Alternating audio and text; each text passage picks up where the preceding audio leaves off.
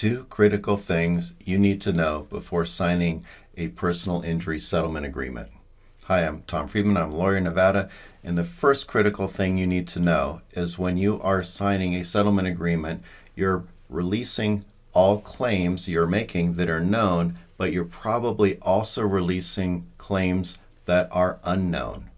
So, for example, you're in an accident, you've got medical bills of $2,500, you decide you're going to settle this case for $5,000.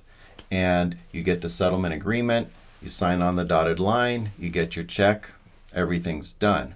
Well, you wake up the next day, and that soreness you were feeling earlier on seems to be getting a little bit worse. And the following day, it's even worse than that. So you go back to the doctor, and the doctor says, you know what? You actually have a problem with your spine that's going to need surgery, and it looks fresh. It's probably from the accident. So you want to go back and say, hey, look, I want to undo this settlement because I've got more injuries. Well, in the settlement agreement, you released claims that were known, and you also released unknown claims. Well, your back issue was one of those unknown claims you released. So you can't reopen it, you can't get more money, you're stuck. So be very careful before signing a settlement agreement and release. The second thing you need to know is when you sign this settlement agreement, it's probably going to be enforceable.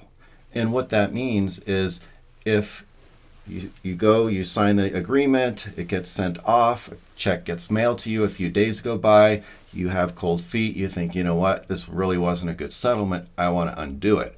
Well, the insurance company's lawyer may be able to walk into court and say, hey, judge, look, we had a settlement, we prepared the settlement agreement, the plaintiff, you, agreed to the settlement agreement, signed the settlement agreement, this is a contract, and judge, I want you to enforce the contract. And you know what? The judge is probably going to enforce the contract. So be very careful before you sign a settlement agreement and release. If you've got any questions, feel free to give me a call, drop me an email. Thanks very much for watching.